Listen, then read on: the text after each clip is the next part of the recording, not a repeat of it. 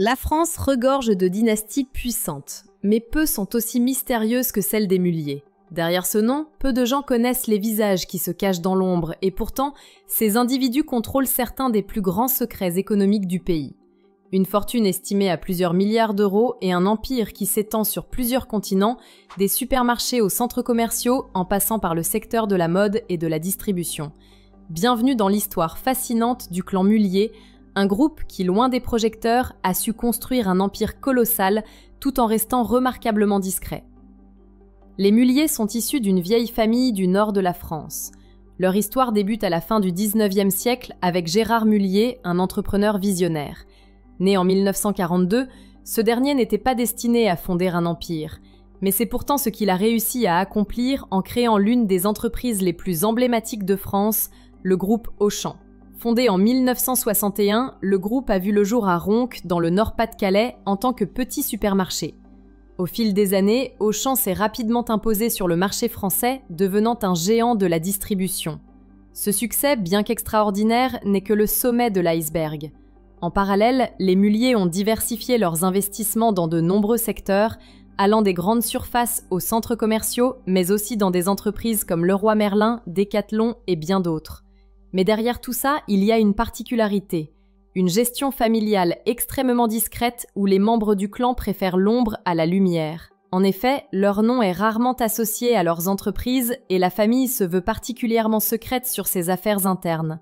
Au cœur de cette réussite, il y a aussi un personnage clé, la gestion.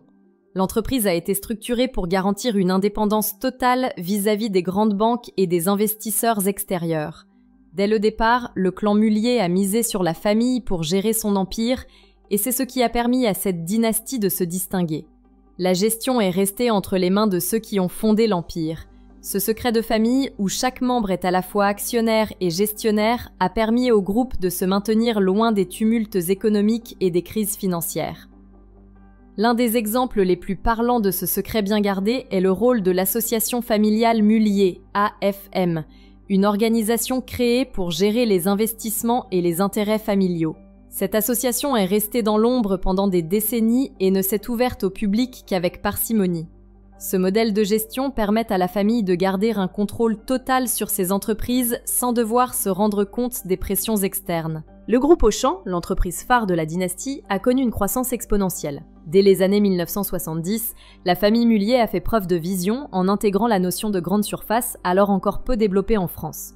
Très rapidement, Auchan s'est imposé comme un acteur majeur de la distribution, puis a étendu son réseau à l'international, notamment en Europe de l'Est et en Chine. Avec l'ouverture de nouveaux magasins, le clan Mullier a su anticiper les besoins du marché et adapter son modèle à l'évolution des habitudes de consommation. Dans les années 1990, Auchan a élargi ses activités avec la création de centres commerciaux, un secteur qui allait révolutionner le commerce de détail. Ce choix stratégique a permis au groupe de diversifier ses revenus tout en restant fidèle à sa philosophie de vente directe. En parallèle, Leroy Merlin, une autre filiale du groupe, est devenu un acteur incontournable du secteur du bricolage, tandis que Decathlon, la célèbre chaîne de magasins de sport, a grandi pour devenir le leader mondial du secteur. Mais les Mullier ne se sont pas contentés de la distribution. L'un des aspects les plus fascinants de leur fortune réside dans la diversité de leurs investissements.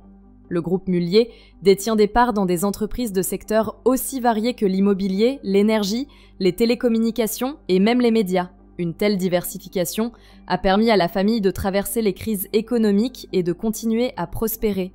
Le groupe Cegelec, par exemple, une entreprise spécialisée dans les services d'ingénierie, a été racheté par les Mullier dans les années 1990. Depuis, ce groupe a su se développer pour devenir un acteur clé du secteur de la technologie et des services industriels. De même, les Mullier détiennent une part importante dans le groupe de presse La Voix du Nord, renforçant ainsi leur influence sur le paysage médiatique. Une autre caractéristique frappante de la dynastie Mullier est la manière dont la succession a été gérée.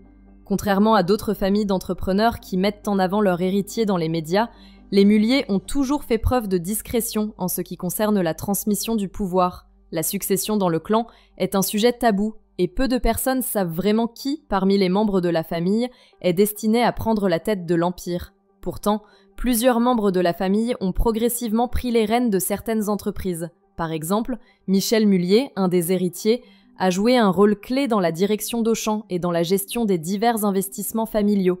Mais cette évolution s'est toujours faite en toute discrétion. Le mystère autour de la succession renforce l'aura de mystère qui entoure le clan. Ce qui distingue véritablement les Mullier des autres familles d'entrepreneurs, c'est leur vision à long terme. La famille a toujours privilégié une approche durable et l'objectif n'a jamais été uniquement la maximisation des profits à court terme. Ils ont ainsi mis en place un modèle d'entreprise qui repose sur des valeurs telles que la responsabilité sociale, l'indépendance et l'innovation. Ces valeurs ont permis aux entreprises du groupe Mullier de se développer de manière organique tout en restant proches des besoins de leurs clients. L'une des principales préoccupations de la famille est l'implication des entreprises dans des projets locaux. Par exemple, Auchan a mis en place des programmes de soutien à l'agriculture locale et Leroy Merlin a développé des initiatives pour encourager le développement durable dans le secteur du bricolage. Le clan Mullier est un exemple fascinant de réussite discrète. À travers une gestion familiale rigoureuse, une diversification stratégique et une vision à long terme, la famille a réussi à bâtir un empire tout en restant dans l'ombre. Cette discrétion, loin d'être un signe de faiblesse, est en réalité un choix délibéré qui a permis aux Mullier de conserver leur indépendance et de continuer à prospérer à travers les générations. Aujourd'hui, le clan est plus riche que jamais, mais sa volonté de rester dans l'ombre et de préserver ses secrets est plus forte que jamais. Le secret des Mullier réside dans leur capacité à garder le contrôle de leur empire tout en restant un modèle de stabilité, de croissance et d'innovation.